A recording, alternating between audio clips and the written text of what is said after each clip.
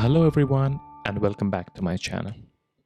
Today I will be reading the chapter 8 of Emperor's Ring. It was getting dark. The lights in the train had just come on. We were speeding on our way to Bareilly. There were 7 people in all. Feluda and I had one berth. Baba and Srivastava had another, and on the third sat Bonobihari Babu and the sannyasi. Bonobihari Babu had placed a large trunk and a wooden packing crate on the bunk over the berth Baba and Srivastava were sharing. A stranger was sleeping in the berth over mine. He was all wrapped up in a sheet. All I could see were his toes. He had not stirred since we left Lucknow. I looked around. Bonobihari Babu was sitting cross-legged, smoking his pipe. Srivastava was reading the Gitanjali, and Baba looked as though he was trying very hard to keep awake. He kept rubbing his eyes as he tried to sit up straight. The sannyasi didn't seem interested in us at all. He was turning the pages of a Hindi newspaper. Feluda was singing a song in Urdu, tapping his feet to the rhythm of the wheels. जब छोर चले लखनऊ नगरी कहे हाल के हम प्यार क्या गुजरी. He hummed the rest of it. I could tell he didn't know the words beyond the first 2 lines. Bonobihari Babu spoke unexpectedly. How do you happen to know this song of Wajid Ali Shah? An uncle of mine used to sing it, Feluda replied. He was a very talented Tumri singer. Nawaz Wajid Ali Shah was an amazing man. He was both a singer and a composer. He composed the first Indian opera, very much in the style of Western operas. But he was not a warrior. So the British took Lucknow and the Nawab left for Bengal. His last days were spent in Madhya Buruz, where all the Muslim tailors of Calcutta now live. What was most interesting was that Wajid Ali got together with Rajan Malik, who was well known for his wealth and planned the first zoo in Calcutta, said Bonobihari Babu. He rose to his feet and opened his trunk. Then he took out a tape recorder. Allow me to play some of my favorite music, he said.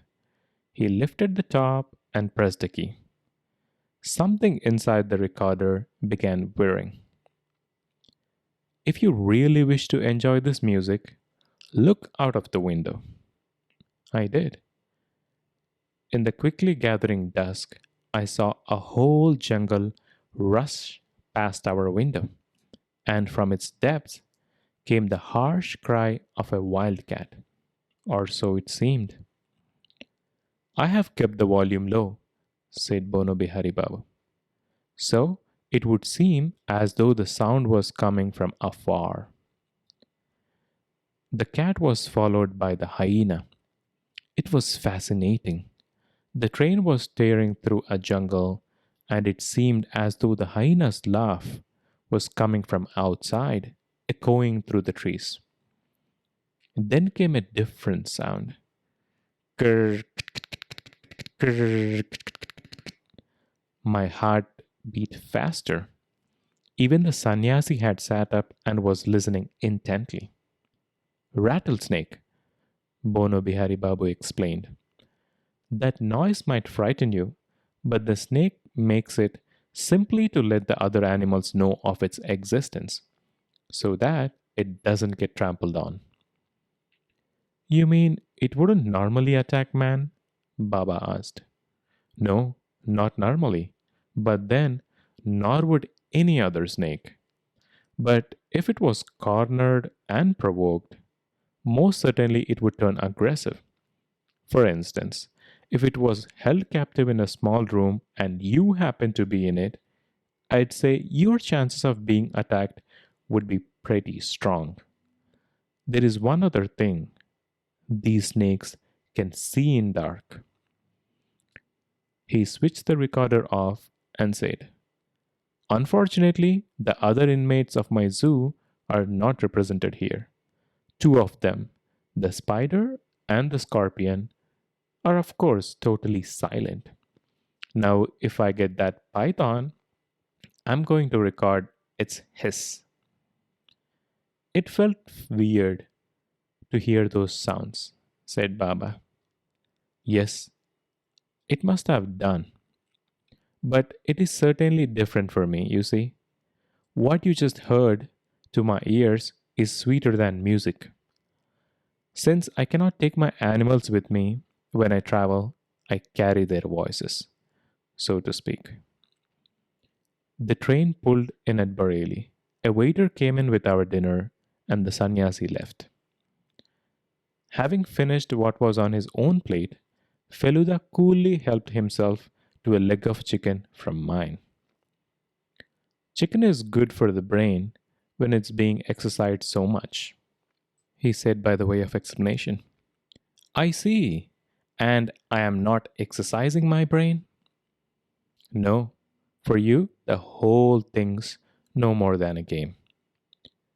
So, where have you got to with all your brain power?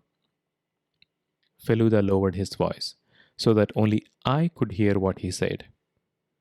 I have got an idea. Which spy Parilal had tried to talk about? He refused to say any more. The train left Bareilly. We have to get up at 4 in the morning, said Baba. It's time for bed, I think. Bonobihari Babu switched the lights off. I shan't slept, he said, but rest assured, I'll wake you up before we get to Haridwar. I stretched on one half of our berth, leaving the other for Feluda. Looking out of the window, I could see the moon. It seemed to be traveling with us. What were we going to do in Haridwar? The moon, for some odd reason, made me think. There was plenty to see in Haridwar, I knew. But if we came away simply after a look at the Ganges and the temples, it would all be rather tame. Something had to happen. I wanted something exciting to happen. The train was making such a racket. How could anyone sleep in this? But of course, people did. It was strange if at home there was a constant clanking noise and someone kept shaking my bed. Would I ever be able to sleep a wink? I had to ask Feluda. If a particular noise goes on for a long time, he replied, the ears get used to it.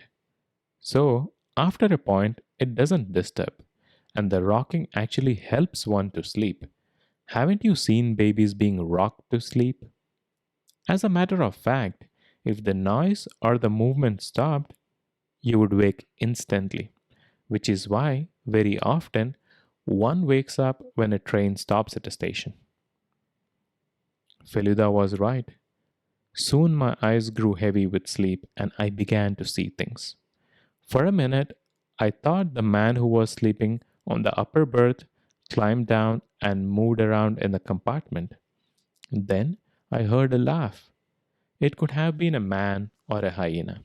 But there was no time to think, for I was lost in the bulbulaya, going crazy trying to find my way out. Each time I turned a corner, there was a huge spider blocking my way and staring at me through green, luminescent eyes. Then it lifted one of its large, hairy legs and laid it on my shoulder. At that moment, I opened my eyes and found Feluda shaking me by the shoulder. Get up, Topsy, here's Haridwar. And that is the end of chapter 8. Thank you for listening.